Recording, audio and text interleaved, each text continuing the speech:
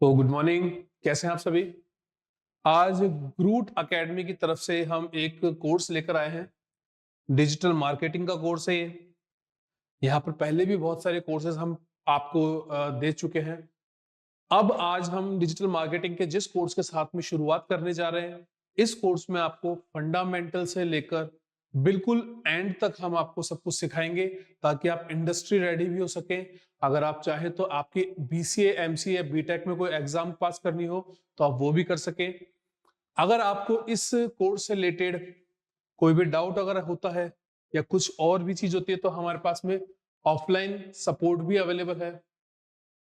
यानी कि ऑनलाइन हम यूट्यूब पे प्रेजेंट हैं और अगर आप चाहते हैं तो आपको हम ऑफलाइन भी सपोर्ट कर सकते हैं। इस कोर्स को जब हम डिजाइन कर रहे थे तो हमारे दिमाग में इंडस्ट्री रेडी कैंडिडेट्स को बनाने का दिमाग में था, क्योंकि हम ट्रेनिंग और इंटर्नशिप से रिलेटेड सर्विसेज के ऊपर भी काम करते हैं। तो इन सभी चीजों को ध्यान में रखते हुए हमने ये कोर्स डिजाइन किया है। अब आप यहाँ पर देखते हैं कि हमने इस कोर्स के आज जिसको हम कवर करने वाले हैं, इस टॉपिक को, उसमें हमने कुछ की पॉइंट्स को लिया है जो कि इंट्रोडक्शन से रिलेटेड है। सबसे पहले तो जानते हैं कि डिजिटल मार्केटिंग क्या है। एक क्विक और छोटा सा ओवरव्यू है टॉपिक को स्टार्ट करने से पहले। मार्केटिंग पहले भी एग्जिस्ट करती थी जब कोई बिजनेस हमारे पास में हुआ करता था। उसे हम ट्रेडिशनल मार्केटिंग के नाम से जानते थे। वहां पर newspaper, television, mouth publicity, sales person, इनके थ्रू हम पब्लिसिटी किया करते थे। पर आज हमारे पास में बहुत ही एडवांस टेक्नोलॉजी अवेलेबल है। एक छोटा सा सेलफोन जो आपके हाथ में है, एक पीसी, लैपटॉप, पाम टॉप या फिर और कोई भी डिवाइस जो किसी एक टेक्नोलॉजी को यूज करके आप तक पहुंचता है, उस प्रोडक्ट की या सर्विस की मार्केटिंग करता है। ठीक है। तो ट्रेडिशनल मार्केटिंग के साथ साथ में डिजिटल मार्केटिंग जो आज आई है, हम ये नहीं कह सकते कि ये कंप्लीटली ट्रेडिशनल मार्केटिंग को रिप्लेस करती है, बट ये एक बहुत बड़ा एस्पेक्ट है। इसके बिना आज मार्केटिंग कंप्लीट नहीं है। ठीक है। तो हम यहां पर देखो, पहले तो देखेंगे फंडामेंटल ऑफ डिजिटल मार्केटिंग। ठीक है। उसके बाद में हमारे पास में क्या है, ट्रेडिशनल वर्सेस डिजिटल मार्केटिंग। यानी कि मैंने जैसा आपको बताया कि पहले ट्रेडिशनल मार्केटिंग हुआ करती थी, आज डिजिटल मार्केटिंग हुआ करती है। तो दोनों में डिफरेंस क्या है, जैसे कि टेक्नोलॉजी का कोई डिफरेंस है, मीडियम का कोई डिफरेंस है, टाइम, एफर्ट, पैसा या फिर किसी भी चीज से रिलेटेड अगर कोई डिफरेंस है, उसके बारे में हम यहाँ पर देखेंगे। ठीक है। उसके बाद में हम देखेंगे यहाँ पे इवेल्युएशन, यानी कि डिजिटल मार्केटिंग किस तरीके से एग्जिस्टेंस के अंदर आई, कहां से इसने स्टार्ट किया, क्या इसकी जर्नी थी, वो सब कुछ एक छोटा सा ओवरव्यू के रूप में। ठीक है। बाद में हम क्या देखते हैं, इसका लैंडस्केप क्या है। ठीक है। की ड्राइव्स क्या है इसके, डिजिटल कंसर्न्स एंड कम्युनिटीज क्या क्या है। मतलब कि यहां हम कह सकते हैं कि इस टॉपिक को कंप्लीट करने के बाद में एक ऐसा पॉइंट शायद हम नहीं छोड़ेंगे, क्योंकि कोर्स को डिजाइन करने से पहले हमने सब चीजों को कवर किया था जो आपके इंट्रोडक्शन के अंदर हो और हमने आपको नहीं पढ़ाया। तो आप बेफिक्र रहिए, अगर आप इसके साथ जाते हैं, आप अपने ग्रेजुएशंस या फिर मास्टर्स या फिर इंडस्ट्री रेडी होने के लिए तैयार हैं। तो देखते हैं कोर्स के अंदर क्या है। पहला जो हमारा स्लाइड है उसके बारे में जानते हैं। देखिए,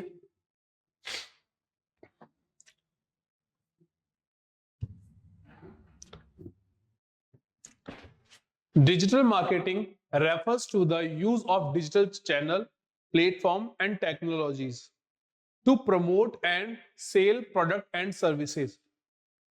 सबसे पहला पॉइंट क्लियर हुआ आपको। यहां पर हम बहुत ही डिफरेंट टाइप के चैनल, प्लेटफॉर्म और टेक्नोलॉजी को यूज करते हैं। किसमें, डिजिटल मार्केटिंग के अंदर। क्यों करते हैं, ताकि हम हमारी सर्विसेज या प्रोडक्ट को सेल कर सके।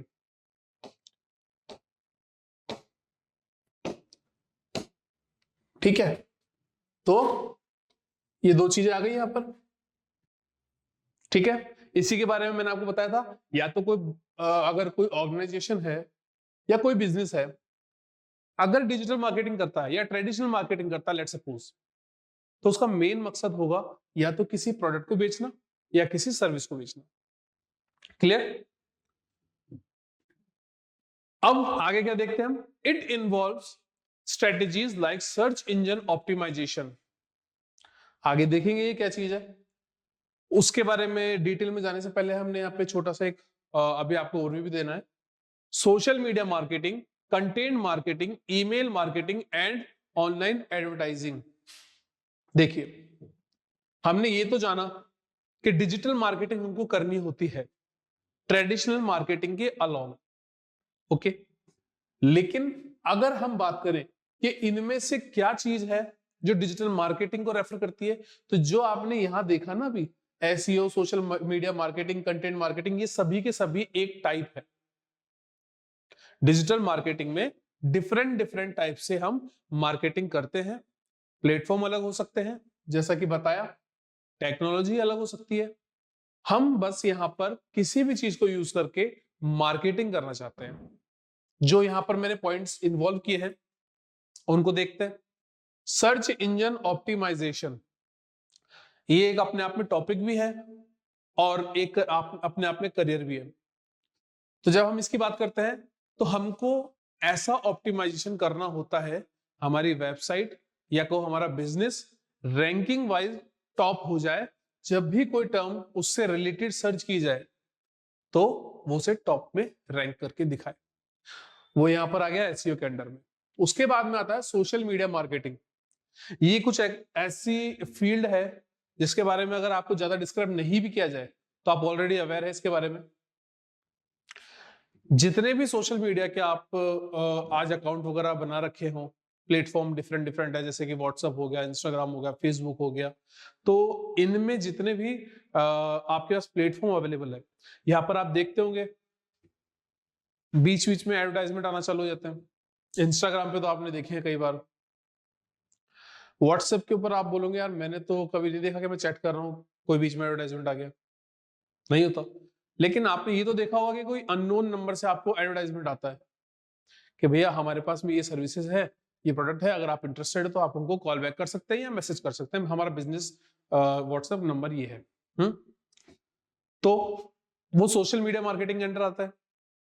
इसके अलावा हमारे पास में और कौन सा प्लेटफॉर्म है? फेसबुक है। फेसबुक को आप लोग सब अच्छी तरीके से जानते हैं, बहुत पहले से चलती आ रही है, सबसे शायद आई डोंट नो कि सबसे पुराना है या नहीं, लेकिन बहुत ही पुराना है, जिसे मैं कह सकता हूँ कि हमारे साथ साथ इवॉल्व इतना हो गया है कि आज आप फर्स्ट जब फेसबुक का इनिशियल देखेंगे इंटरफेस, और आज का जब आप फेसबुक देखते हैं जिसमें एआई वगैरह और इतनी सारी चीजें इंटीग्रेट हो चुकी है कि उसको सीखना ही आज अपने आप में एक टास्क हो गया। कॉम्प्लिकेटेड चीज है, लेकिन जितने भी सोशल मीडिया है इनको एंटरटेनमेंट के साथ साथ मार्केटिंग के पर्पज से भी यूज किया जाता है। क्यों कर रहे हैं हम ये चीजें? जहां पर हमको वीडियो देखना है, जहां पर हम फन के लिए गए हैं, वहां इन चीजों का क्या यूज आता है? पहले तो इन चीज को आप गौर से समझिए। न्यूज़पेपर खोलकर या टेलीविजन पर एडवर्टाइजमेंट देखकर कोई भी कुछ भी नहीं लेने वाला, क्योंकि वहां कोई जा ही नहीं रहा। आज आप में जो अभी नई जनरेशन है उनमें कितने लोग हैं जो न्यूज़पेपर को जाके देखते हैं? बहुत ही कम। तो उन लोगों के प्रोस्पेक्टिव से हम नहीं देख रहे हैं, हम उन लोगों के प्रोस्पेक्टिव से देख रहे हैं जो सारे दिन भर मोबाइल पर चिपके रहते हैं। हाँ ठीक है, कुछ लोग आज भी न्यूज़पेपर पढ़ रहे हैं, टेलीविजन पर एडवर्टाइजमेंट देख रहे हैं, पैम्पलेट्स देख रहे हैं, ट्रेडिशनल मार्केटिंग को फॉलो कर रहे हैं। तो उसके लिए तो हमने ट्रेडिशनल मार्केटिंग को छोड़ा है ना, उसको डेप्रिकेट तो नहीं किया। Along with that we are using digital marketing. तो डिजिटल मार्केटिंग के अंदर हम कहीं और नहीं जा रहे हैं, उसे करने के लिए हम उन्हीं प्लेटफॉर्म पर हैं जहां हम एंटरटेनमेंट के लिए जाया करते हैं। बस वहां पर हमने छोटा सा एडवर्टाइजमेंट हमारा पिच कर दिया। अब जो व्हाट्सएप चला रहा है उसने वो भी देखा, सेल्फ अवेयर हुआ, चीजों को समझा, तो ये हमारा एक मार्केटिंग की स्ट्रेटेजी हो गई। ठीक है, उसके बाद में क्या आता है? कंटेंट मार्केटिंग आता है, ईमेल मार्केटिंग आता है, ऑनलाइन एडवर्टाइजमेंट आता है। तो अब ये सारे के सारे अलग से एक टाइप है, इसे हम बाद में ब्रीफली समझेंगे। मैंने आपको बता दिया कि ये टाइप्स के अंदर आता है। ठीक है, फिलहाल के लिए आगे देखते हैं सिग्निफिकेंस ऑफ डिजिटल मार्केटिंग। तो देखिए, इसको आप कैरेक्टरिस्टिक्स मान सकते हैं या फिर आप इसको इसके बेनिफिट्स मान सकते हैं। पहली चीज तो देखिए यहां पर क्या बोल रहा है ये, ग्लोबल रीच। समझ रहे हैं? मतलब कि ये कह सकते हैं हम कि अगर इसे यूज किया गया तो हम ग्लोबली अपने आप को एज ए ब्रांड पब्लिश कर सकते हैं, पुश कर सकते हैं। इसके अंदर क्या कहना चाह रहा है, देखें, digital marketing allows businesses to reach a global audience with minimal cost. यानी कि हम पहुंच भी रहे हैं लोगों तक और हमारा पैसा भी कम लग रहा है। एज ए मार्केटिंग स्ट्रेटेजी मैंने पैसा इन्वेस्ट किया लोगों तक पहुंचने के लिए, फिर भी कम पैसे में मैं ज्यादा ऑडियंस तक पहुंच गया। ये एक ऐसी स्ट्रेटेजी है जहां पर मैंने पैसा तो क्या करा, कम खर्च किया, और ऑडियंस मैंने ले ली ज्यादा।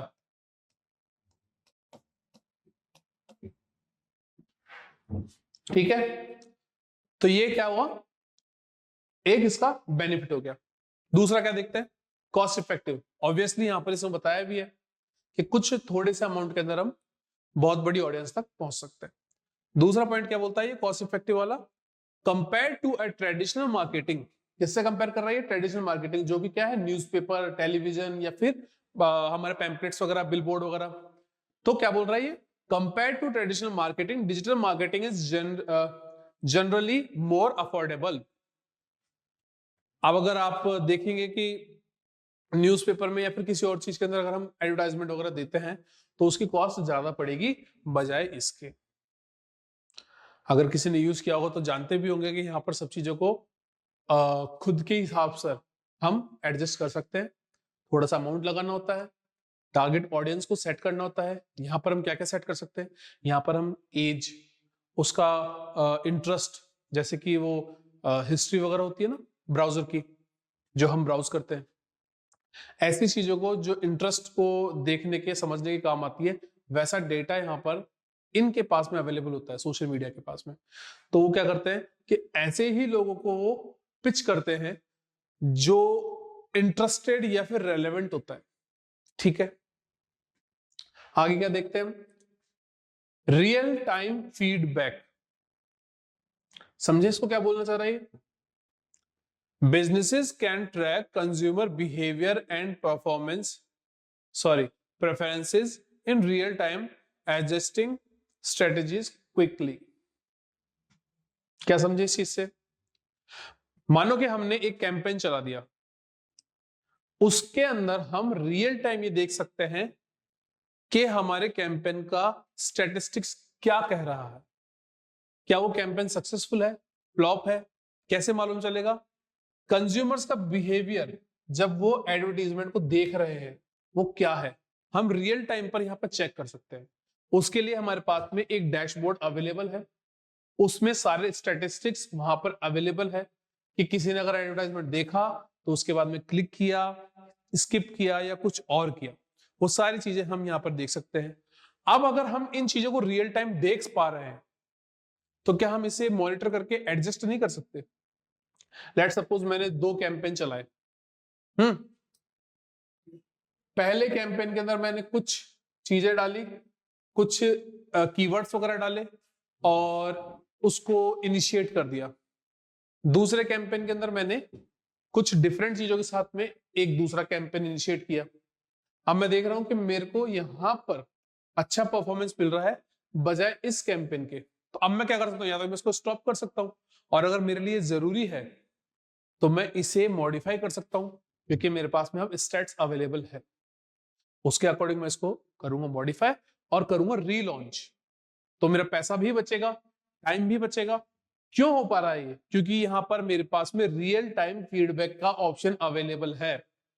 जो भी मैं प्लेटफॉर्म यूज करूंगा उसका डैशबोर्ड होगा, वहां पर ये सारे के सारे स्टैट्स मुझे मिल जाएगी। क्लियर, आगे क्या बोलता है, टारगेटेड एडवर्टाइजिंग। टारगेटेड एडवर्टाइजिंग का मतलब क्या हुआ, समझिए, अगर मेरे पास में कोई प्रोडक्ट है या फिर कोई सर्विस है, ऐसा तो नहीं होगा ना कि सभी जितने भी ऑडियंस या फिर कहो कि जितने भी लोग एग्जिस्ट कर रहे हैं वो सबके सब सेम चीज के लिए इंटरेस्टेड हो। सबका अपना अपना सेगमेंट होता है, अपना अपना इंटरेस्ट होता है। 80 साल का आदमी मोबाइल वगैरह चलाने में कम इंटरेस्टेड होता है, उसके लिए इंटरेस्ट का सब्जेक्ट नहीं है, उसके लिए इंटरेस्ट का सब्जेक्ट है बुक, रिलीजियस चीजें। और छोटे बच्चों के लिए मोबाइल, गेम्स या फिर कोई फन एक्टिविटी वाली चीजें। तो यहां पर सेगमेंट मैंने एज वाइज बताया। ये किसी और चीज को लेकर भी हो सकता है, जेंडर से रिलेटेड मान लो, लोकेशन से रिलेटेड मान लो, टाइम से रिलेटेड मान लो, फूड या फिर टेस्ट वगैरह से रिलेटेड मान लो। तो अगर मेरे पास में ऐसी चीजें अवेलेबल है जिनको मेजर कर कर मैं ये पता लगा सकता हूं कि इस सेट के लोगों को ये चीज पसंद आएगी, तो जो मैंने सेगमेंटेशन किया ना, ये सेट बनाया ना मैंने ऑडियंस का, ये आता है मेरे टारगेटिंग एडवर्टाइजिंग के अंदर। कैसे? मैंने यहां पर एक सेट बनाया जिसमें सेम इंटरेस्ट वाले लोग हैं, सेम चीज के अंदर वो अपना ध्यान देंगे। मैंने एडवर्टाइजमेंट बनाया, उसको पिच किया। अब सपोज एक एडवर्टाइजमेंट बनाया और उसके अंदर मैंने ऑडियंस को टारगेट नहीं किया और पिच कर दिया, उसका रेस्पॉन्स ज्यादा अच्छा मिलेगा मुझे, या फिर उस एडवर्टाइजमेंट का रिजल्ट मुझे ज्यादा अच्छा मिलने वाला है जहां पर मैंने टारगेटेड ऑडियंस को वो शो करवाया है? आंसर आपको पता है, दूसरा ऑप्शन इज द बेस्ट। आगे देखते हैं, एनहेंस्ड एंगेजमेंट कैसे? देखें, social media and email campaigns foster interaction and engagement with customer. मतलब कि सोशल मीडिया और ईमेल कैंपेन से हम क्या करते हैं, कस्टमर के साथ में इंटरेक्शन को बढ़ाते हैं, एंगेजमेंट को बढ़ाते हैं। ठीक है, ये सारे के सारे हमारे फंडामेंटल के पॉइंट्स हैं डिजिटल मार्केटिंग के अंदर। होप ये सब क्लियर है। आगे चलते हैं। देखिए, यहां पर हमने देखा ट्रेडिशनल मार्केटिंग और डिजिटल मार्केटिंग के लिए हमने एक एस्पेक्ट लेके कंपैरिजन परफॉर्म किया है। ठीक है, एस्पेक्ट हमारे क्या क्या है? रीच, कि कितने लोगों तक हम पहुंच पा रहे हैं, कितने लोगों तक नहीं पहुंच पा रहे हैं। कॉस्ट, सॉरी, टारगेटिंग, एंगेजमेंट और मेजरमेंट। तो वन बाय वन देखते हैं। पहले हम क्या देखेंगे? रीच। ट्रेडिशनल मार्केटिंग की बात करते हैं। Limited to local and regional markets. क्यों? क्योंकि मैं एक अगर कैंपेन स्टार्ट करता हूं तो उसका एक कोई ना कोई वे होगा। लेट्स सपोज मैंने सेल्स पर्सन हायर किया, क्या वो सेल्स पर्सन एक समय में सभी जगह पर अवेलेबल हो सकता है क्या? नहीं, ये इसकी लिमिटेशन है। इसलिए इसकी रीच उतनी ही हो पाएगी जितना वो सेल्स पर्सन या फिर बंच ऑफ सेल्स पर्सन उस चीज को मार्केट करेंगे। ठीक है, पर the other hand digital marketing, यहां पे क्या होगा? मैं एक एडवर्टाइजमेंट को पिच करूंगा और इंस्टेंटली रियल टाइम पे वो सबके पास पहुंचेगी एक साथ। तो ये क्या कह रहा है? Can reach a global audience. Global क्यों? क्योंकि यहां पर मैं रीजनल या फिर कहूं कि सेगमेंट वगैरह बना के भी डेटा को पिच कर सकता हूं, मेरे मार्केटिंग को पिच कर सकता हूं। तो अगर मैं बड़ा लार्ज जियोमेट्रिकल एरिया लूं, जियोग्राफिकल एरिया अगर मान लो मेरा इंडिया है, तो भी मैं मार्केटिंग कर सकता हूं। अगर पूरा वर्ल्ड ही रख लिया मैंने तो भी कर सकता हूं, मुझे कोई रेस्ट्रिक्ट करने वाला है क्या?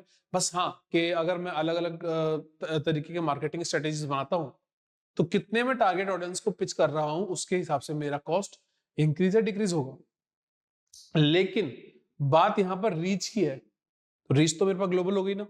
अब आप कहोगे कि यहां पर भी अगर मैं एक साथ बहुत सारे लोगों को लगा दूं तो मैं रीच कर सकता हूं, कर सकता हूं, ऑब्वियसली बात सही है। लेकिन ये और ये दोनों में कितना डिफरेंस आप समझ सकते हैं? सिंगल क्लिक से आपकी रीच कहां से कहां है। कॉस्ट की बात करें, generally high due to printing, TV, radio. ठीक है, यहां पर क्या क्या चीजें इन्वॉल्व है? टीवी है, रेडियो है, न्यूज़पेपर है, पैम्पलेट है, बिलबोर्ड्स है, ये सारी की सारी चीजें हैं। इनमें अगर हम कोई एडवर्टाइजमेंट देते हैं तो वो हमको पड़ता है महंगा, ठीक है। लेकिन ये अफोर्डेबल है क्योंकि यहां पर छोटे छोटे प्लेटफॉर्म्स हैं, सबके पास में एक्सेस है उनके पास। हमने केवल एक एडवर्टाइजमेंट डालना है, मिनिमल सी कॉस्ट पे करनी है, सबके पास में रीच हो जाएगी। अब बात करें कि ये हमेशा महंगी रहने वाली तो उसको यूज भी क्यों करना। देखिए स्मॉल कैंपेन्स के लिए ये बहुत ही बेकार चीज। आप पैसा इन्वेस्ट करेंगे, छोटा सा कैंपेन चलाया आपने, जब तक लोगों तक रीच होगी तब तक यहाँ पर पैसा खत्म हो जाएगा और आप किसी तक नहीं पहुंच पाएंगे। लेकिन अगर आपका टारगेट है लंबे टाइम का एक एडवर्टाइजमेंट, या कहो कि इसके अंदर अगर आप ट्रेडिशनल मार्केटिंग के अंदर अगर आप अच्छी तरीके से काम कर रहे हैं तो आपको बहुत अच्छा बेनिफिट देती है और कॉस्ट भी इफेक्टिव हो जाती है लंबे समय में। शॉर्ट टर्म में ये आपके लिए बेनिफिशियल नहीं है। तो देखते हैं, अब आता है टारगेटिंग। टारगेटिंग में क्या बोल रहे हैं कि ट्रेडिशनल मार्केटिंग के अंदर अगर हम टारगेटिंग करते हैं तो यहां पर हम ब्रॉड टारगेटिंग कर सकते हैं, प्रीशियस टारगेटिंग नहीं कर सकते। क्योंकि अगर आपने टीवी के ऊपर एडवर्टाइजमेंट दिया तो वो हर एक टेलीविजन पे जाने वाला है, बिना ये देखे कि क्या वो इंटरेस्ट के लिए, मतलब कि कह सकते हैं कि वो बंदा या फिर वो पर्सन जो उस एडवर्टाइजमेंट को देख रहा है वो इंटरेस्टेड है भी या नहीं है, वो टारगेटेड ऑडियंस है भी या नहीं है। पर the other hand digital marketing में हम ये डिफाइन कर सकते हैं कि हमें वो एडवर्टाइजमेंट किसे दिखाना है, ठीक है। तो यहां पर high precious targeting through data analytics, ये सब चीज हम किस तरीके से कर पा रहे हैं कि हम किसको दिखाना है या किसको नहीं दिखाना है, टारगेट ऑडियंस कैसी होनी चाहिए, कैसे बनानी है सेगमेंटेशन, वो सब कर पा रहे हैं हम डेटा एनालिटिक्स से। ये कहां से मिल रहा है हमको, ये हमारे पास में जो भी हम मीडियम को यूज करते हैं वहां पर डैशबोर्ड के ऊपर अवेलेबल होता है। देखिए एंगेजमेंट, टारगेटिंग आपकी डन हो गई। One way communication, ads, billboards, यहां पर क्या है, वन वे कम्युनिकेशन। मैंने एडवर्टाइजमेंट डाला, किसी ने देख लिया, अब वो मुझे रिस्पॉन्स नहीं कर सकता उसके थ्रू, ठीक है, और अलग से कुछ चीजें हो सकती है जिसके थ्रू मुझे एक्सेस कर पाए, बट यहां से तो एक्सेस नहीं कर सकता। यहां पर क्या बोलते हैं डिजिटल मार्केटिंग के अंदर कि यहां पर है टू वे कम्युनिकेशन। एक तरीके से कह सकते हैं कि ये हमारा क्या है, वन वे कम्युनिकेशन, कि भैया मैसेज छोड़ दिया, देखा या नहीं देखा कुछ पता नहीं। यहां पर हमारे पास में फीडबैक्स भी आएंगे, कैसे, सोशल मीडिया, रिव्यू और ईमेल। अगर हमने इन चीजों को यूज किया तो हमारे पास कॉल्स वगैरह भी आती है, लीड्स वगैरह भी आती है, उन लीड्स को हम जनरेट करवाते हैं और किस में कन्वर्ट करते हैं, पोटेंशियल कस्टमर्स में। पोटेंशियल कस्टमर में जनरेट करवा के क्या करना होता है, हमको सेल लेनी होती है, ठीक है। आगे देखें, measurement, difficult to measure exact outcomes. भाई हम यहां पर नहीं पता लगा सकते कि इसके आउटकम क्या होने वाले हैं। यहां क्या हो रहा है ऐसा कि हम पता कर सकते हैं कि आउटकम क्या होंगे, easily measurable through analytics tool. बार बार ये चीज जो आ रही है, ये एनालिटिकल टूल्स, इसका बहुत बड़ा रोल है। आप अपने पैसों को मैनेज कर सकते हैं इसके थ्रू। हमने एडवर्टाइजमेंट क्रिएट किया, किसको दिखाना है, कितना दिखाना है, कितने एडवर्टाइजमेंट एक दिन में दिखाने हैं, जिसने देख लिया क्या उसे दोबारा दिखाना है, फ्रीक्वेंसी कितनी रखनी है, रोज के कितने एडवर्टाइजमेंट जाने चाहिए, ये सब चीज हम मैनेज कर पा रहे हैं। लेकिन कैसे, क्योंकि हमारे पास में एनालिटिकल बोर्ड है, वहां से हम चीजों को देखते हैं, समझते हैं और पिच करते हैं, ठीक है। ये हो गए पॉइंट्स क्लियर, आगे देखते हैं। ये एक छोटा सा मैंने स्क्रीनशॉट लगाया है ट्रेडिशनल मार्केटिंग के अंदर। हमारे पास में पहले क्या क्या चीजें थी, newspaper, sales manager, broadcast, TV और एफएम रेडियो और कुछ भी चीजें हैं जो क्लियरली विजिबल नहीं है। यहाँ पर डिजिटल मार्केटिंग में क्या चीज है? फेसबुक हो गया, ईमेल हो गया, इंस्टाग्राम हो गया, हाँ, और ईमेल्स वगैरह हो गए, ट्विटर हो गया, और भी बहुत सारी चीजें होती है। उसको हम देखते हैं वन बाय वन क्या चीज है। अभी आगे चलते हैं। देखिए, हमने यहाँ पे बात की थी इवेल्युएशन ऑफ डिजिटल मार्केटिंग, किस तरीके से ये इवॉल्व हुआ है उसे हम समझते हैं। हम प्री 90s की बात करते हैं सबसे पहले। तो digital marketing was non existent, मतलब कि इस समय में डिजिटल मार्केटिंग जैसी चीज थी ही नहीं।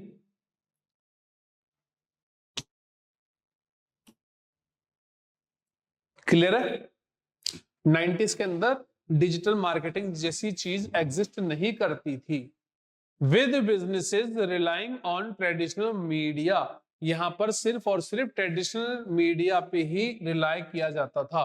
ट्रेडिशनल मीडियम्स मैंने आपको बता रखे हैं कौन कौन से हैं, उन्हीं सभी मीडियम्स की यहाँ पे बात की गई है। आगे चलते हैं। प्री 90s की तो हमने बात की, लेकिन उसके बाद में जब 90s स्टार्ट हुआ, यानी कि प्री 90s मतलब 90s से पहले, अब आप बात करते हैं 90s जब चल गया था उसके बाद क्या हुआ या उस समय क्या हुआ। The rise of the internet lead to the development of website, यानी कि इंटरनेट के आ जाने के बाद वेबसाइट का डेवलपमेंट स्टार्ट हो गया। ईमेल मार्केटिंग और ऑनलाइन एड चालू हो चुके थे। क्या हो गए थे? ईमेल मार्केटिंग और ऑनलाइन एड्स वगैरह चालू हो गए थे। मतलब जब हमारा इंटरनेट आया तब वेबसाइट वगैरह बनना भी चालू हो गई, और वेबसाइट वगैरह बनना चालू हो गई तो अब पता भी लगना चाहिए कि भैया वो वेबसाइट एग्जिस्ट करती है नहीं करती। उसी समय हमारे पास में ईमेल मार्केटिंग का ऑप्शन भी था। मतलब कि बिजनेस ऑनलाइन हो या ऑफलाइन हो, मार्केटिंग तो उसी चीज की जा रही है ना जो बिजनेस में बेचा जा रहा है, या वो प्रोडक्ट हो सकता है या फिर वो सर्विस हो सकता है। तो यहां पर हम क्या बोल रहे हैं कि 90s के आते ही इंटरनेट के कारण हमारे पास में डेवलपमेंट स्टार्ट हो गया था वेबसाइट्स का। ईमेल मार्केटिंग और ऑनलाइन मार्केटिंग या फिर एड स्टार्ट हो गए थे यहां पर। 2000 जब आया तब क्या हुआ देखिए, social media platforms example Facebook और माई space.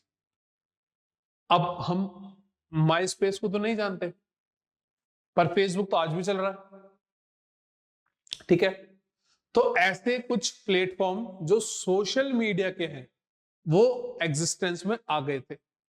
Emerged bringing a more interactive marketing approach, इनके आ जाने से हम more effective interactive marketing approaches को लेकर आ पाए हमारे बिजनेस को मार्केट करने के लिए, डिजिटली मार्केटिंग करने के लिए, ठीक है। ये तो एक ऐसा टाइम था जो शायद हमने नहीं देखा, जिसके बारे में हमने केवल सुना होगा। पर 2010 की बात करें तो ये कुछ ऐसा समय है जिसको हम जानते हैं, कुछ लोगों ने जिया भी है। 2010 smartphone, mobile app and influencers became a huge part of digital marketing. Smartphone का अराइवल 2010 के आसपास का ही है। एप्लीकेशंस वगैरह उस टाइम तो शायद टच फोन आया करते थे, तो 2010 के आसपास उसके अंदर एप्लीकेशंस वगैरह आती थी प्री बिल्ट, लेकिन डालकर तो वो भी देते थे सोशल मीडिया एप्लीकेशंस वगैरह। अब आ गया हमारे पास में प्ले स्टोर, अब हम अपनी मर्जी से इंस्टॉल कर सकते हैं। 50 तरीके की सोशल मीडिया आती है, उसको डालते रहते हैं, चेक करते रहते हैं। लेकिन यहां तक हमारे पास में स्मार्टफोन भी था, एप्लीकेशन भी थी और सोशल मीडिया इन्फ्लुएंसर्स वगैरह भी थे। इन सबको मिला जुला कर हमने जब डिजिटल मार्केटिंग करी तो इन्होंने डाला बहुत ह्यूज इंपैक्ट डिजिटल मार्केटिंग की फील्ड में। अब ये जो लिखा हुआ है यहां पर इन्फ्लुएंसर्स, इनके बारे में जानते हैं? सभी लोग जानते हैं, बताने वाली चीज नहीं है, लेकिन फिर भी एक क्विक ओवरव्यू देखते हैं इसका। यूट्यूब के ऊपर हम बहुत से चैनल देखते हैं जहां पर टेक्निकल चीजों का रिव्यू किया जाता है, उनके बारे में समझाया जाता है। कुछ लोग उनको देखते हैं, अपनी चीज जो खरीदनी है वो खरीदते हैं और चले जाते हैं। अब आप समझिए, अगर उनका काम केवल आपको चीजों को दिखाना और अपना यूट्यूब चैनल चलाना होता तो वो इन्फ्लुएंसर नहीं थे। लेकिन वो अब आपको इन्फ्लुएंस कर पा रहे हैं, यानी कि आपको समझा सकने में सक्षम है कि आपको वो चीज क्यों खरीदनी है। आप इन्फ्लुएंस होते हैं, जाके खरीदते हैं। ऐसे लोगों को जो अलग अलग प्लेटफॉर्म्स के ऊपर अवेलेबल है और आपको चीजों के बारे में बताते हैं, समझाते हैं और आपको इन्फ्लुएंस करते हैं कि आप जाके ले वो चीज यूज करें, वो होते हैं इन्फ्लुएंसर। आप सोशल मीडिया की बात कर रहे हैं तो सोशल मीडिया इन्फ्लुएंसर हो गए। यूट्यूब के ऊपर भी होते हैं, इंस्टाग्राम के ऊपर भी होते हैं, अलग अलग नाम से जानते हैं। यूट्यूब इन्फ्लुएंसर, इंस्टाग्राम इन्फ्लुएंसर, अब इनकी भी अलग अलग कैटेगरीज होती है। कुछ फैशन के होते हैं, कुछ टेक के होते हैं, कुछ गेम के होते हैं और बहुत सी अलग अलग कैटेगरीज है। तो इन लोगों का जो एग्जिस्टेंस आया वो आया यहां से 2010 के आसपास से, ठीक है।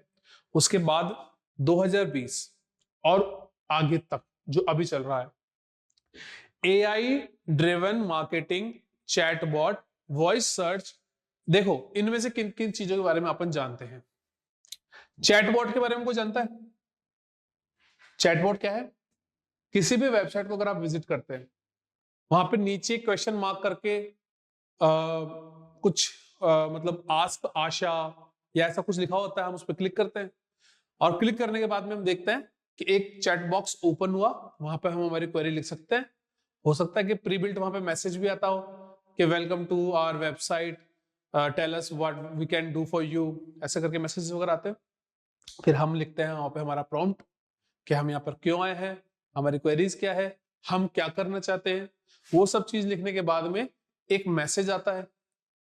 हो सकता है कि वो एक ह्यूमन के द्वारा भेजा गया हो या फिर स्टार्टिंग के 2-3 मैसेज एक चैट द्वारा भेजे गए हो, चैटबॉट द्वारा। चैटबॉट का यूज क्यों किया जाता है? किसी एक आदमी को मैंने अगर एंगेज कर दिया उसी जगह पर उस मैसेज का बार बार रिप्लाई करने के लिए, जो मुझे पता है कि इस क्वेश्चन के ऊपर मुझे ये रिप्लाई देना है, तो ऐसी चीजों के ऊपर मैं यहां पर चैटबॉट का यूज करता हूं, जहां पर कुछ प्रीफिक्स क्वेश्चंस के लिए प्रीफिक्स आंसर्स होते हैं जो हर किसी को मुझे सेम डिलीवर करने होते हैं। अब अगर उससे ज्यादा किसी की क्वेरी होती है तो फिर वो चैटबॉट से ट्रांसफर होता है रियल ह्यूमन के ऊपर। तो चैटबॉट का कॉन्सेप्ट आपको समझ में आ गया। उसके बाद में आता है वॉइस सर्च। वॉइस सर्च आप जानते हैं, आजकल बहुत सारी टेक्नोलॉजी है वॉइस सर्च से रिलेटेड, जहां पर आप गाने वगैरह भी सर्च कर सकते हैं। यूट्यूब के ऊपर ऑप्शन आता है ना कि आप वॉइस सर्च डायरेक्टली एक तो गाने का नाम वगैरह बोल दो या कोई भी वीडियो वगैरह का नाम बोल दो, सर्च कर लो, या फिर आप डायरेक्ट गाना ही प्ले कर दो। तो यूट्यूब पे भी आजकल ये वाला फीचर है कि गाना प्ले कर दो, वो रिकॉग्नाइज कर लेगा कौन सा गाना है। एक शज़ैम करके एप्लीकेशन आती है, उसपे भी ये चीज अवेलेबल है, वो आपको बता देता है, पूरे सॉन्ग की इन्फॉर्मेशन वगैरह देता है। उसके अलावा हमारे पास में फोन के अंदर, लैपटॉप के अंदर पर्सनल असिस्टेंट होता है। आईफोन के अंदर सिरी, और गूगल वगैरह के फोन जो होते हैं उसके अंदर आजकल जेमिनी हो गया, पहले गूगल सर्च हुआ करता था। तो ऐसे डिफरेंट डिफरेंट टाइप के जो भी पर्सनल असिस्टेंट होते हैं वो सब के सब हमारे किस पे काम करते हैं? वॉइस सर्च के ऊपर, ठीक है। आगे क्या देखते हैं? Immersive experience, AR/VR। ये AR/VR क्या है? आप में से कुछ लोग जानते होंगे, बाकी मैं बताता हूं। देखो, ऑर्गुमेंटेड रियलिटी और वर्चुअल रियलिटी। वर्चुअल रियलिटी के बारे में तो आप फिर भी जानते होंगे, ऑर्गुमेंटेड रियलिटी के बारे में मैं बताता हूं। इनफैक्ट मैं दोनों के बारे में बताता हूं। वर्चुअल रियलिटी का मतलब क्या होता है? जो रियल में एग्जिस्ट नहीं करती, लेकिन हमारे 5 सेंसेस को मैनिपुलेट करके। 5 सेंसेस कौन कौन से हमारे? टच, हियर, और हम जो भी विजन वगैरह देख रहे हैं सब कुछ, या फिर स्मेल, जितने भी हमारे मतलब सेंसेस वगैरह हैं 5। हाँ, ऐसा नहीं है कि हम पांचों को अभी कॉन्कर कर पाए, लेकिन जैसे कि देखना, हम VR ग्लासेस लगा लेते हैं ना, तो वो सब चीजें दिखने लगती जो एग्जिस्ट नहीं करती। जैसे रोलर कोस्टर राइड वगैरह सैमसंग के फोन में आया करती थी जब VR नए नए लॉन्च हुए थे, अब भी आती है रहती है, आई डोंट नो। लेकिन उसमें क्या है, बहुत अच्छी तो आवाज हुआ करती थी, जैसे रोलर कोस्टर आप रियल में बैठे उसके अंदर। फिर जो पिक्सल्स वगैरह है वो इतने अच्छे, इतने शार्प, इतने अच्छे कलर हुआ करते थे कि आपको लगता था रियल में आप वहां पर है। बैठकर राइड का मजा ले रहे हैं। ठीक है, अब हम आजकल जाते हैं 4D 5D 6D, पता नहीं कौन कौन से सिनेमास बताते हैं, जहां पर आपको टच फील वाइब्रेशंस वगैरह सब चीज भी दिया करते हैं, ताकि आपको लगे कि आप वहीं पर हो, आप किसी जंगल में जा रहे हो, आपके पैर के पास पास में झाड़ियां जाती है। ये सब चीज क्या है? ये आपके सेंसेस को यूज करके ये फील करवाते हैं जो चीज एग्जिस्ट नहीं करती वो भी रियल है, यानी वर्चुअल रियलिटी को ही रियलिटी में कन्वर्ट कर देते हैं। ठीक है, तो ये तो क्या हुआ कि ऐसी दुनिया को आपकी दुनिया में लेके आना जो एग्जिस्ट नहीं करती है।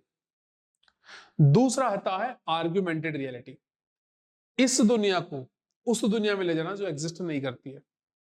यानी कि आपने सैमसंग वगैरह या फिर किसी दूसरे फोन के डूडल्स में देखा होगा, कैमरा आप ओपन करते हैं, वहां पर आप है ना कुछ भी ड्रॉ कर देते हैं, अब अपना कैमरा आप वहां से मूव कर लो, जब आप दोबारा वहां जाओगे तो आपको वहां पे क्या दिखेगा? वो जो आपने डूडल बनाया था वो वहां पर एग्जिस्ट कर रहा है।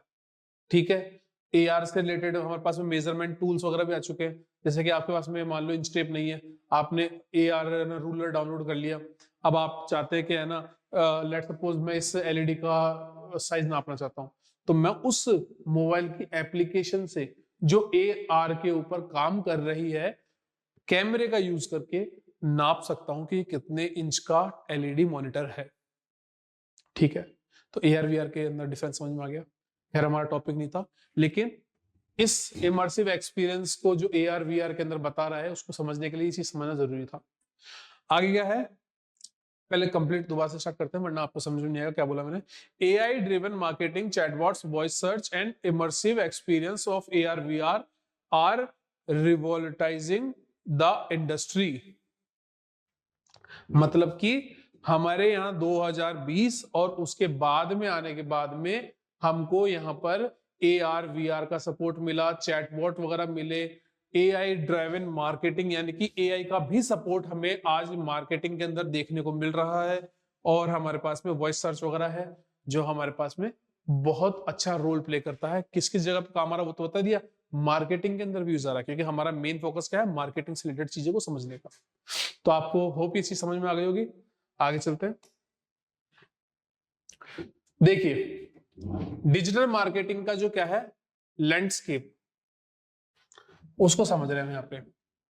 The digital marketing landscape encompasses various platform technologies and strategies। वो क्या क्या चीजें हैं जो स्ट्रेटेजीज, प्लेटफॉर्म और टेक्नोलॉजीज के ऊपर डिपेंडेंट है? देखिए यहाँ पे पहले सबसे आपको मैंने जब डिजिटल मार्केटिंग का जो फर्स्ट पैराग्राफ था वहां पे भी मैंने सोशल मीडिया वगैरह के बारे में, इन सब चीजों के बारे में बताया था ना, वहां पर सर्च इंजन ऑप्टिमाइजेशन वगैरह भी था। अब यहाँ पर हम कंप्लीट चीजों को देख सकते हैं। हो सकता है कि कुछ चीजें रह रही हो, लेकिन बाकी लगभग जो चीजें होती है आज हम नॉर्मल रूप में जो काम में ले रहे हैं, सर्च इंजन ऑप्टिमाइजेशन वगैरह, वो सब यहाँ पर है। देखते हैं वन बाय वन क्या क्या चीजें हैं। तो आते हैं सर्च इंजन मार्केटिंग पे। Paid advertisements that appear on search engines. आपने देखा होगा कि हम जब कोई भी चीज सर्च करते हैं गूगल पे या बिंग पे, रेडिफ पे, याहू पे, कोई भी सर्च इंजन पे, सबसे पहले तो आता है ब्राउजर। ठीक है, एक एप्लीकेशन जो हमारे मोबाइल पे या फिर हमारे कंप्यूटर पे इंस्टॉल्ड है। ठीक है, उस एप्लीकेशन के अंदर अलग अलग कंपनीज की होती है, जैसे कि आप क्रोम ले सकते हैं, फायरफॉक्स ले सकते हैं, एज ले सकते हैं माइक्रोसॉफ्ट का, या फिर ब्रेव ब्राउजर होता है, ओपेरा होता है। उस ब्राउजर के अंदर जो सबसे पहला लैंडिंग पेज हम देखते हैं वो कोई ना कोई सर्च इंजन होता है। अगर नहीं होता है, आप नॉर्मल सर्च करते हैं, तो वो हमको एक सर्च इंजन के थ्रू ही किसी रिजल्ट पे लेके जाता है। ठीक है, अब यहां पर बात की जाती है कि सर्च इंजन जो कि डिफरेंट डिफरेंट टाइप के मैंने आपको बता दिया। एक सपोज करते हैं कि हमने ले लिया गूगल, तो सर्च इंजन में जब हमने कुछ सर्च किया और उसका जब रिजल्ट आया तो उसके आसपास में चीजें आप देखते हो, स्पॉन्सर्ड चीजें आती है। स्पॉन्सर्ड, वहां क्या होता है? वो उन स्पॉन्सर्ड चीजों में पैसा देकर उस चीज को वहां पर लिस्ट करवाया गया है। लेट्स सपोज मैंने सर्च किया वायरलेस हेडफोन। ठीक है, वायरलेस हेडफोन जब मैंने सर्च किया तो उस कीवर्ड से रिलेटेड रिजल्ट्स मुझे वहां शो होने वाले हैं एक लिस्ट के फॉर्म में। पहली चीज तो ये समझते थोड़ा सा छोटा सा है, उसके बाद में हम वापस टॉपिक पे चलते हैं। जब हम कुछ सर्च करते हैं तो वो किस तरीके से काम करता है। जैसे ही हमने कुछ सर्च किया तो हमारे इंटरनेट पे, जिसको बोलता है वेब, इस पे छोटे छोटे बॉट्स होते हैं, उन बॉट्स को कहा जाता है स्पाइडर। वो क्या करते हैं, क्रोल पूरे के पूरे इंटरनेट पे, वेब पे। ये कुछ ऐसी चीज है कि स्पाइडर जो हमारे घर में नॉर्मली पाई जाती है, उसको इस टेक्नोलॉजी से जोड़ा गया है, जहां पर उसके वेब को इंटरनेट से जोड़ा गया है। इसमें काम करने वाले रोबोट्स को उस स्पाइडर से जोड़ा गया है, और उसके चलने की चाल को और यहाँ पर चीजों को ढूंढ के निकालने वाली चीज को, दोनों को क्रोल कहा जाता है। ठीक है, तो इस तरीके से हम कुछ सर्च करते हैं तो एक बॉट जो स्पाइडर होता है वो पूरे वेब के ऊपर क्रोल करता है और रिजल्ट्स को लेकर आता है और एक लिस्ट के रूप में सर्च रिजल्ट के पेज पर शो करता है, जिसे बोलते हैं SERP, search engine result page. ठीक है, ठीक है, तो ये चीज तो मेरी क्लियर हो गई कि कैसे रिजल्ट आ रहा है। अब मैंने कहा कि जब हम कुछ सर्च करते हैं, हम टॉपिक पे वापस आ चुके हैं, जब हम कुछ सर्च करते हैं तो सर्च करने के बाद में वो रिजल्ट तो हमारा लिस्ट के रूप में आएगा ही आएगा, उससे पहले हमारे पास में स्पॉन्सर्ड चीजें भी आती है। जैसे कि मैंने सर्च किया वायरलेस हेडफोन, तो वायरलेस हेडफोन के स्पॉन्सर्ड चीजें ऊपर आने लगेगी। लेट सपोज बोट के हेडफोन आ जाए, या फिर कोई दूसरी कंपनी के आ जाए, JBL वगैरह, या फिर कुछ भी हो सकता है जो कि स्पॉन्सर्ड हो, किसी ने पेमेंट किया हो और उस एडवर्टाइजमेंट को वहां पे लिस्ट करवाया हो। अब लिस्ट करवाने वाली खुद ओनर कंपनी भी हो सकती है, या फिर थर्ड पार्टी कंपनी जैसे अमेजन, फेसबुक, सॉरी अमेजन, आपके फ्लिपकार्ट वगैरह भी हो सकती है, या फिर एक कोई छोटी शॉप का ओनर भी हो सकता है जो आपने आसपास में लोकल कोई चीज बेचना चाहता है। ठीक है, तो यहाँ पर इसी चीज के बारे में बताया गया है कि पेड एडवर्टाइजमेंट्स को सर्च इंजन पेज के ऊपर शो किया जाता है। SERP याद रखना आप, SERP, search engine result page, सारा यहां पर शो किया जाता है। ठीक है, दूसरा क्या हम देखते हैं आगे, सोशल मीडिया मार्केटिंग, SMM।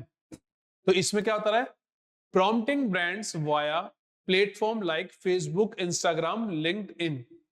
ये जितने भी आपने देखे ना, यहाँ पे लिंक्डइन है, या फिर हमारे पास में आ गया इंस्टाग्राम, या फिर हमारे पास में आ गया फेसबुक, ये सारे के सारे क्या है हमारे पास में, सोशल मीडिया प्लेटफॉर्म सही है।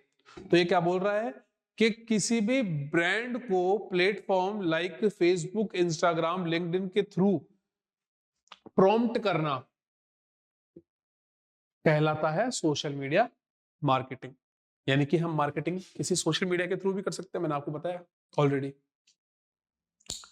अब इसका एक एग्जांपल कैसे देखें, इसका एक एग्जांपल हो सकता है, मान लो कि एक कंपनी है, क्लॉथ बेचती है। आप इंस्टाग्राम के ऊपर स्क्रॉल कर रहे हैं, करते करते एकदम से एक एडवर्टाइजमेंट आता है। वो वीडियो एडवर्टाइजमेंट भी हो सकता है और फोटो वाला भी हो सकता है, क्योंकि ये दोनों सपोर्ट करता है इंस्टाग्राम। अगर आपने उसको रुका, देखा, समझा, तो उसके अंदर वो सब चीजें, नेसेसरी चीजें डाली गई है, जैसे कि प्राइस, या फिर उसके मटेरियल्स वगैरह, या फिर उसके प्राइसेस वगैरह से रिलेटेड और भी कुछ फर्दर इंफॉर्मेशन हो, जैसे साइज से रिलेटेड, यानी कि कॉन्फ़िगरेबल प्रोडक्ट वगैरह। तो बिल्कुल छोटी छोटी डिटेल के साथ में वहां पर वो प्रोडक्ट डाल दिया गया है, ताकि आपको वेबसाइट को भी विजिट ना करना पड़े, चीजें आपके दिमाग में एकदम अच्छे से सेट हो जाए। तो ऐसी सोशल मीडिया प्लेटफॉर्म्स को यूज करके भी हम हमारे प्रोडक्ट को प्रॉम्प्ट कर सकते हैं। वो आता है हमारा SMM के अंदर, सोशल मीडिया मार्केटिंग के अंदर। ठीक है, नेक्स्ट हम देखते हैं यहाँ पर क्या बता रहा है, कंटेंट मार्केटिंग। कंटेंट मार्केटिंग के अंदर क्या आता है, creating a valuable content. Valuable content बनाने की बात की जा रही है यहाँ पे, जो हो सकता है ब्लॉग्स या वीडियो। सबसे पहली चीज तो ये समझे आप कि एक तो होता है ब्लॉग, एक होता है व्लॉग।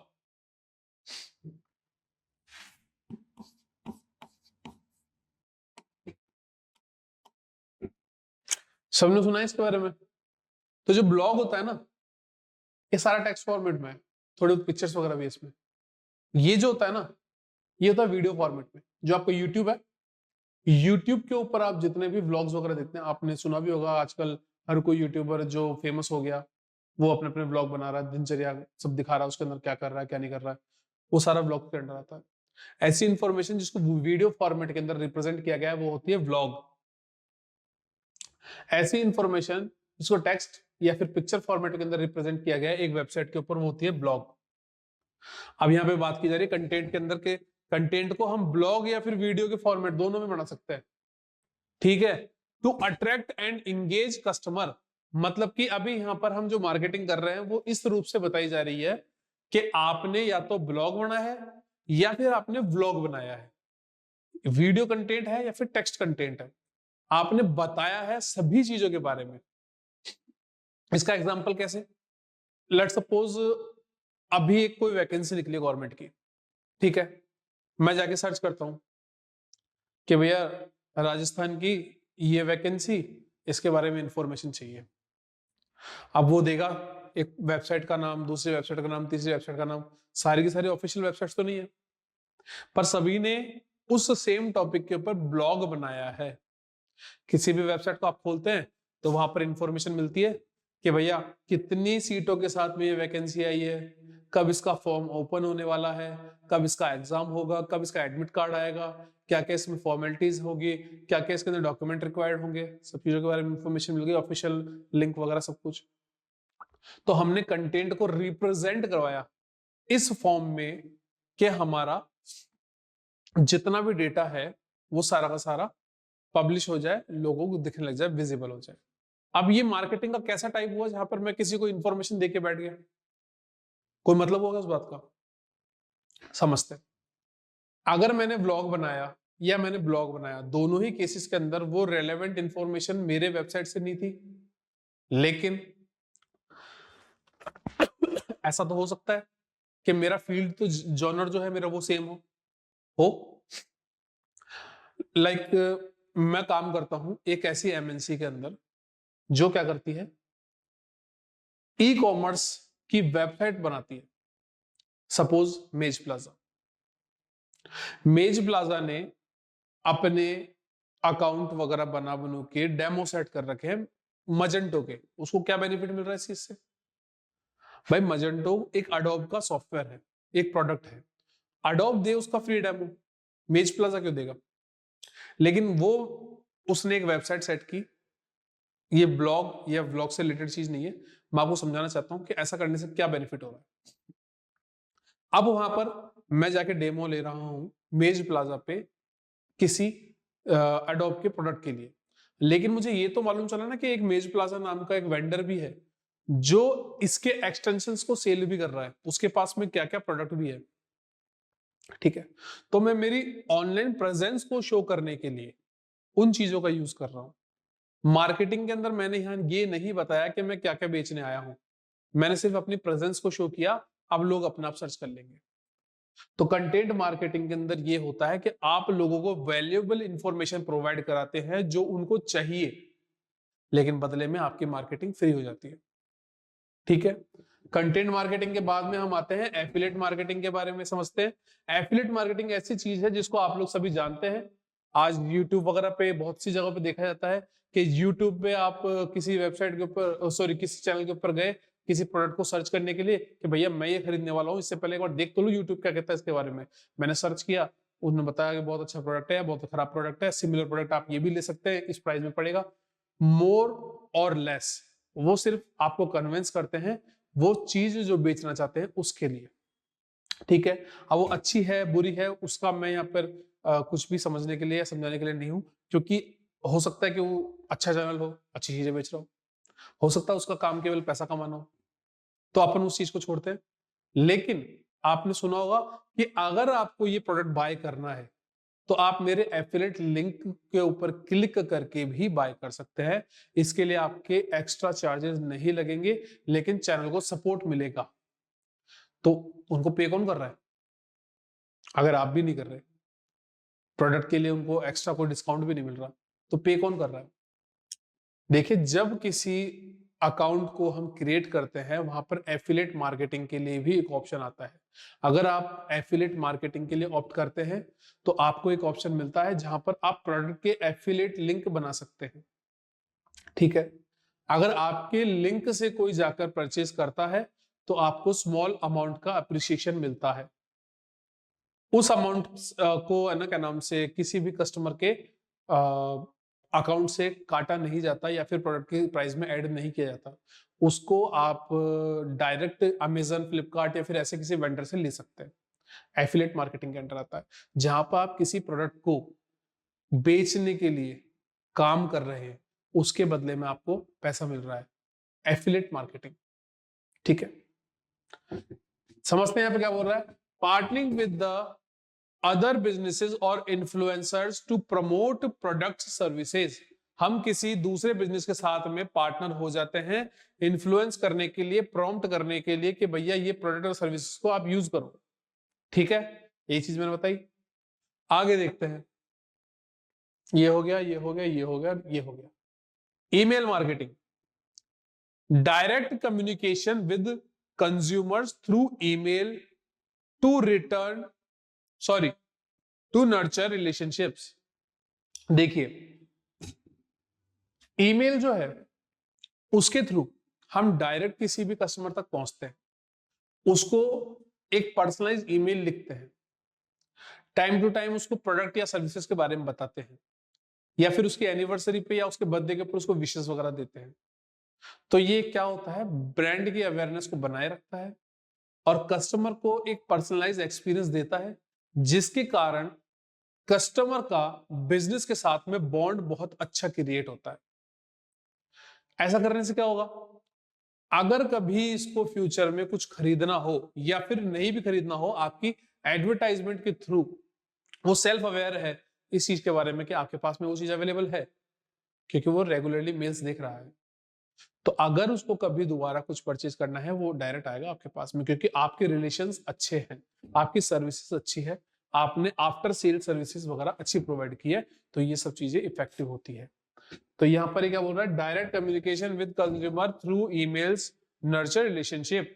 कस्टमर के साथ में डायरेक्ट कम्युनिकेशन आपके जो रिलेशन है उसको अच्छा करता है, सुधारता है, बढ़िया करता है। ठीक है, तो अब हम यहां देखेंगे इन्फ्लुएंसर मार्केटिंग। इन्फ्लुएंसर मार्केटिंग में क्या बोल रहा है, देखिए, collaborating with individuals who have strong following to prompt products. आज मैं अगर इन्फ्लुएंसर बन जाऊं और मेरे यूट्यूब पे या फिर मान लो कि फेसबुक पे या फिर इंस्टाग्राम के ऊपर कोई फॉलोअर्स ही नहीं है, मैं बार बार एडवर्टाइजमेंट डाले जा रहा हूं, कोई फायदा है क्या उस चीज का, जब तक कि कोई उसको फॉलो नहीं कर रहा, कोई उसको देख नहीं रहा। लेकिन अदर हैंड एक पर्सन है, उसके पास में बहुत अच्छा सेट ऑफ मतलब ऑडियंस है।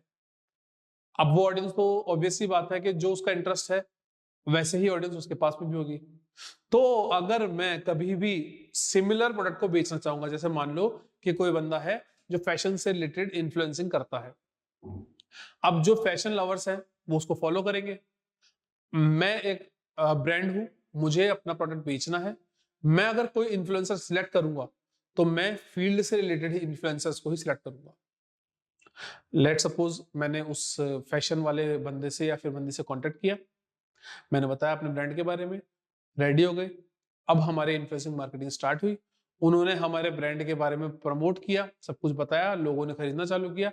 अब ऐसी मार्केटिंग को हम कहते हैं इन्फ्लुएंसिंग मार्केटिंग, जहां पर कोई व्यक्ति अपने स्ट्रॉन्ग फॉलोइंग नेटवर्क के कारण हमारी चीज को बेच पा रहा है, सेल कर पा रहा है। ठीक है, तो देखिए यहां पे की ड्राइवर्स क्या है, internet penetration, mobile devices, social media, data analytics, technology advancement. मतलब कि आज हम कह सकते हैं कि डिजिटल मार्केटिंग सभी जगह पर अवेलेबल है। Increasing internet access and usage world wide derives digital marketing growth. आज हम कह सकते हैं कि इंटरनेट के अधिकतम इस्तेमाल से वर्ल्ड वाइड डिजिटल मार्केटिंग बढ़ रही है, एक्सेसिव यूज से। जब इंटरनेट को ज्यादा यूज किया जाएगा तभी तो डिजिटल मार्केटिंग प्रमोट होगी। जब कोई इंटरनेट चलाएगा तो फिर दिखेगा कौन? समझने वाली बात है। Mobile devices, the wide spread use of smartphone makes mobile marketing crucial. आज जब हम देखते हैं कि इंटरनेट का जो ज्यादातर यूज है वो आपके पीसी से या लैपटॉप से नहीं है, वो मोबाइल डिवाइसेस से है।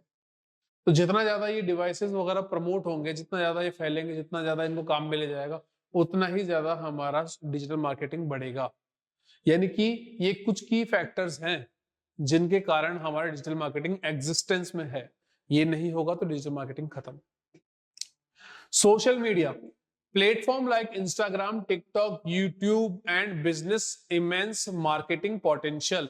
ऐसे कुछ प्लेटफॉर्म हैं सोशल मीडिया के जिनके होने के कारण हमारे सोशल मीडिया मार्केटिंग हो पा रही है। ये हमारी मार्केटिंग के पोटेंशियल है। इन्हीं से मतलब आज देखो मार्केटिंग के अंदर ज्यादातर सोशल मीडिया मार्केटिंग को यूज किया जाता है। होगी और भी बहुत सारी चीजें, लेकिन सोशल मीडिया का बहुत बड़ा रोल है इसमें। कौन कौन सा आ गया? इंस्टाग्राम आ गया, टिकटॉक आ गया। टिकटॉक तो हम कह सकते हैं कि हट गया इंडिया से तो, लेकिन फिर भी टिकटॉक, इंस्टाग्राम, यूट्यूब और फेसबुक वगैरह या फिर हमारे लिंक्डइन वगैरह बहुत सारे प्लेटफॉर्म है जो सोशल मीडिया के अंदर आते हैं।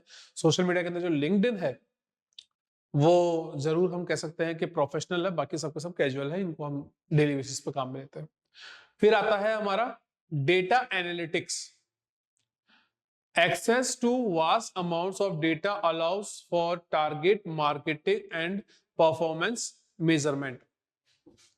देखो ये क्या बोल रहा है कि डेटा एनालिटिक्स के अंदर हमारे पास में बहुत बड़े अमाउंट के अंदर अगर डेटा है, वास्ट अमाउंट ऑफ डेटा है, देखो यहाँ पे अगर हमारे पास में बहुत बड़े अमाउंट के अंदर डेटा है तो हम टारगेटेड मार्केटिंग कर सकते हैं। समझ रहे? अगर मैंने मार्केटिंग करी, मेरे पास एनालिटिक्स आ गए, मुझे पता है कि कौन सा बंदा मार्केटिंग करने पर क्लिक करके परचेज किया था, या फिर किसने उसको इंटरेस्ट से देखा भी नहीं, ऐसे कैसे चला गया, या फिर किसने एक है ना सेल को या फिर है ना एक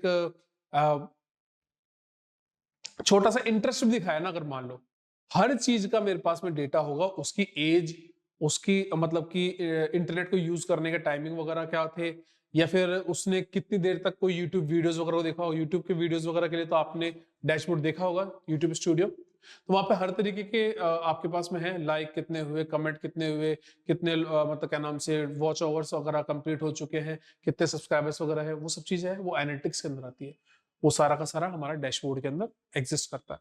तो जितना अमाउंट हमारे पास में होगा डेटा का, जितना बड़ा अमाउंट होगा, हम क्या कर सकते हैं? टारगेट मार्केटिंग कर सकते हैं। क्यों करते हैं? ताकि हम परफॉर्मेंस को मेजर कर सके। इन द एंड हमारा एक ही टारगेट होता है कि हमको चीजें बेचनी है। अगर हम डिजिटल मार्केटिंग कर रहे हैं तो हम किसी न किसी प्रोडक्ट के लिए, किसी न किसी सर्विस के लिए कर रहे हैं। हम क्या करना चाहते हैं? हम बेचना चाहते हैं कोई ना कोई सर्विस या कोई ना कोई प्रोडक्ट को। ठीक है, आगे हम क्या देखते हैं? Technology advancement, automation tools, artificial intelligence and chatbots enhance the effectiveness of campaign. ऐसी कुछ चीजें हैं, ऑटोमेशन टूल वगैरह हो गए। ऑटोमेशन टूल के अंदर मान लो कि एक एग्जांपल देता हूं मैं, मेल चैम्प।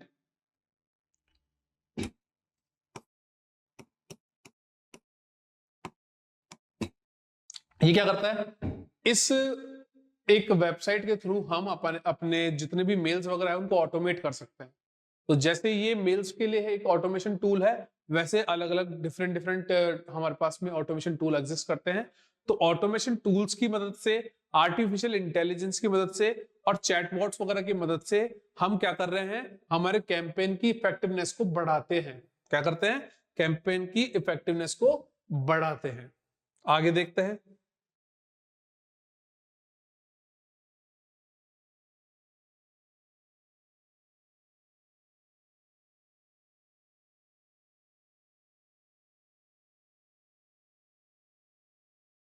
डिजिटल कंज्यूमर्स क्या है? Refers to individuals who use digital platforms.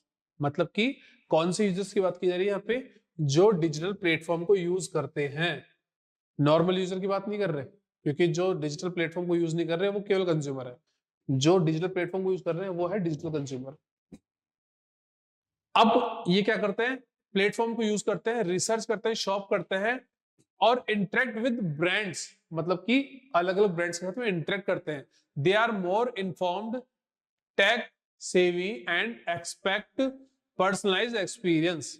मतलब कि ये जो लोग होते हैं ना, ये डिजिटल प्लेटफॉर्म को यूज करके सर्च करते हैं, शॉप करते हैं, मतलब कि सब चीजों को रिसर्च वगैरह करके। आज जो हम लोग हैं हम क्या करते हैं, हर चीज को देखते हैं, समझते हैं, उनको कंपेयर करते हैं, उसके बाद उन चीजों को परचेज करते हैं। अगर हमको बेनिफिट मिलता है क्रेडिट कार्ड वगैरह का या फिर मान लो कि ऑनलाइन परचेज का, तो हम यहीं से सब कुछ खरीदते हैं। हमको क्या होता है कि पर्सनलाइज एक्सपीरियंस चाहिए होता है। ऐसा लगता है कि यार हमारे लिए अगर ये चीज अवेलेबल है तो बहुत अच्छी बात है। तो ये जो चीजें है ना, ऐसे लोग ब्रांड के साथ में इंटरेक्ट करते हैं डिजिटल मीडिया के through. They are more informed, tech savvy and expect personalised experience. मतलब कि इनको है ना पर्सनल एक्सपीरियंस है ना वो बहुत अच्छा लगता है। ये एक्सपेक्ट करते हैं कि हमको ऐसा कुछ मिले। ठीक है, तो जो ऐसे लोग हैं वो डिजिटल कंज्यूमर कहलाते हैं। फिर उसके बाद में हमारे पास में आता है कम्युनिटीज। ऑनलाइन कम्युनिटीज के अंदर क्या क्या चीजें आती है, देखो, फॉरम्स हो गए, सोशल मीडिया के ग्रुप्स हो गए, play crucial role in shaping brands. अब ये ब्रांड को शेप करने में कैसे मदद कर रहे हैं? मान लो कि मैंने कोई फॉर्म वगैरह निकाला, सोशल मीडिया के ग्रुप्स वगैरह बना दिए, तो मैं यहाँ पर फीडबैक ले सकता हूँ, रिव्यू ले सकता हूँ, चीजों को समझ सकता हूँ कि जो हम दे रहे हैं सर्विसेज के रूप में एज ए कंपनी, वो किसी को अच्छी लग रही है या नहीं लग रही है। अगर नहीं लग रही तो हम उसको चेंज कर सकते हैं, क्योंकि हमारे पास में फीडबैक अवेलेबल है। करते हैं ना सर्विस वगैरह, वो सब चीजें ये। In shaping brand perception and consumer loyalty. क्यों कर रहे हैं? क्योंकि हम यहाँ पर हर एक बंदे से उसका परसेप्शन जानना चाहते हैं, कस्टमर की लॉयल्टी को जीतना चाहते हैं। उसको लगे कि हम इन चीजों पे काम करते हैं, हम इन चीजों के ऊपर ध्यान देते हैं, हमारा सर्विसेज को लेके बहुत अच्छा समझना और मतलब कहते हैं फीडबैक को लेने का, इनटेक करने का हमारा प्रोस्पेक्टिव है। तो ऐसी चीजों को हम यहाँ पर लेते हैं कंज्यूमर्स के अंदर, कम्युनिटीज के अंदर। Companies can use these communities to engage directly with consumers, receive feedbacks and build trust. In feedbacks का करती क्या कंपनी? इन फीडबैक्स का करती है, फीडबैक से हम बिल्ड करते हैं पहली चीज तो ट्रस्ट। फिर करते हैं हम क्या करते हैं? इंप्रूवमेंट। देखो यहां पर मैं लिस्ट करता हूं। तो फीडबैक से हम ये सारी चीजें ट्रस्ट, इंप्रूवमेंट और पर्सनलाइज्ड एक्सपीरियंस को क्रिएट करते हैं। Companies can use this communities to engage directly with the consumers. इन सभी को यूज करके कंज्यूमर से डायरेक्टली इंटरेक्ट करती है, रिसीव करती है फीडबैक और ट्रस्ट को करती है बिल्ड। आगे देखते हैं। जेन वाई नेटिजन्स। आज आप सुन रहे होंगे जेनजी बच्चे। ये जेन वाई बच्चे क्या हैं? जेन वाई बच्चे हैं इनसे पहले वाले जो बच्चे थे, जो चीजों को किस पर्सपेक्टिव से देखते थे कि भैया हमारे पास में फीडबैक वगैरह हो, हमारे पास में है ना क्या नाम से रिसर्च वगैरह हो, हम चीजों को किस किस तरीके से देखते हैं, समझते हैं, उन सब चीजों के बारे में जेन वाई के अंदर बताया गया है। तो देखो यहाँ क्या होता है, this generation values authenticity, transparency and personalisation in marketing. मतलब कि इस जनरेशन के जितने भी बच्चे हैं वो वैल्यू करते थे किन चीजों की? ऑथेंटिसिटी, यानी कि प्रमाणिकता, चीज का सही होना या गलत होना, इसका प्रमाणिकता का। एक दूसरी चीज आती है ट्रांसपेरेंसी, यानी कि वो चीज कैसी है कैसी नहीं उसके बारे में हमको खुल के बताया जाए, समझाया जाए।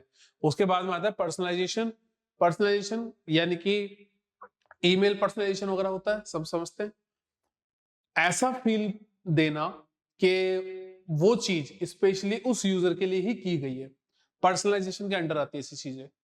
अब वो मान लो कि किसी डैशबोर्ड का या फिर किसी रिजल्ट का कलर वगैरह चूज करने के लिए हम ऑप्शन देते थे ना पहले, कि भैया आप अपनी मर्जी से रेड कलर चूज कर लो, ये कर लो, वो कर लो। या फिर हो सकता है कि हमारी परचेज से रिलेटेड उसके पास में हिस्ट्री वगैरह सब कुछ थी, तो अब एक ऐसा ईमेल टेम्पलेट तैयार किया गया है, जो मान लो टैक्स से रिलेटेड लोग हैं उनको ऐसा टेम्पलेट भेजा जाएगा, जिनका बर्थडे वगैरह है उनको ऐसा टेम्पलेट भेजा जाएगा, जिनकी एनिवर्सरी आने वाली है उनको ऐसा टेम्पलेट भेजा जाएगा। सब पर्सनलाइज्ड है। तो ऐसी चीजें जो किसी को फील करवाए कि पर्सनलाइज्ड रिजल्ट्स उनके लिए तैयार किया गया है। तो हमारे जेन वाई के अंदर ऐसे लोग आया करते थे जो ट्रांसपेरेंसी, ऑथेंटिसिटी और पर्सनलाइजेशन के अंदर बिलीव करते थे। ऐसी मार्केटिंग को हम क्या करते थे? उसके बाद में they are influenced by online reviews, यानी कि हमारे लिए ऑनलाइन रिव्यू बहुत बड़े रोल को प्ले करता है। मतलब जैन जी की जो आज की जनरेशन है उसके बारे में सोचता सोचता ऐसा सोचने लग गया कि जैन भाई डेप्रिकेट ही हो गया, सॉरी, है ना।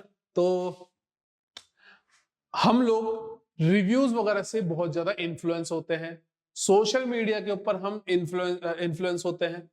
अब क्या करते हैं यहाँ पे देखिए, they are influenced by online review, social media and influencers endorsement, यानी कि हमारे पास में एक ये वाला ऑप्शन भी है इन्फ्लुएंसर्स वाला। अब ये सब चीजें हमारे पास में क्या करती है, रोल प्ले करती है कि हम किन किन चीजों से इन्फ्लुएंस होते हैं। जेन वाई जो बच्चे हैं वो किस तरीके से सोचते हैं, उनकी मेंटलिटी के ऊपर है ये सब चीजें। They expect a seamless digital experience and are high active online. ऐसे जो जेन वाई टाइप के बच्चे हैं वो पहली चीज तो बहुत ज्यादा एक्टिव होते हैं ऑनलाइन, दूसरा इनको चाहिए डिजिटल एक्सपीरियंस सीमलेस, ठीक है, मक्खन जैसा। तो ये हो गया जेन वाई। अब आते हैं netizens, internet users who engage in online communities and social platforms, their expectation include.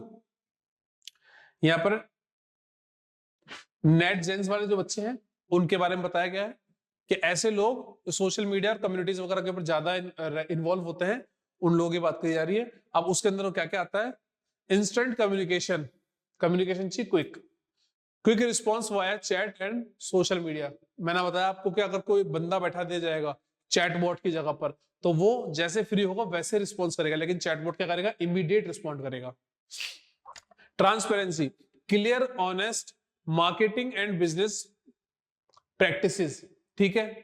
फिर आता है personalisation, content tailored to their preferences and behaviour. Tailored का मतलब यहां पर यह है कि बनाया गया उस पर्टिकुलर यूजर के लिए, ठीक है। फिर आता है engagement, active participation in brand related convergence and content, ठीक है। तो एंगेजमेंट के बारे में समझ लिया, पर्सनलाइजेशन के बारे में समझ लिया, ट्रांसपेरेंसी हो गई, इंस्टेंट कम्युनिकेशन हो गया। ये सारे के सारे नेटजेंस के जो है ये सब एक ही है। इसके अंदर हमारे की फैक्टर्स है कि किन किन चीजों के ऊपर ध्यान दिया करते हैं, सॉरी अगेन। तो आज का हमारा चैप्टर होता है कंप्लीट। ग्रूट आपके लिए बहुत अच्छे मतलब टॉपिक्स वगैरह बना के लेके आएगा इस सब्जेक्ट के अंदर। बाकी और भी किसी सब्जेक्ट से रिलेटेड आपको कोई क्वेरी हो या फिर आप कुछ जानना चाहते हो तो आप हमें कॉल कर सकते हैं। आप यहाँ पर नंबर वगैरह देख रहे होंगे, आप वेबसाइट को विजिट कर सकते हैं। कोर्स से रिलेटेड अगर आपको कोई क्वेरी वगैरह है तो आप यहाँ पर हमें मैसेज कर सकते हैं, मेल कर सकते हैं। अगर आपको कोई और चीज है जिसके अंदर इंटरेस्ट हो, जैसे कि मैंने आपको स्टार्टिंग में बताया था किस किस कोर्स के ऊपर हम काम कर रहे हैं, तो आप उनसे रिलेटेड भी हमको क्वेरीज भेज सकते हैं। तो आज की क्लास में इतना ही, मिलते हैं आपसे नेक्स्ट क्लास में, तब तक के लिए बाय बाय, टेक केयर।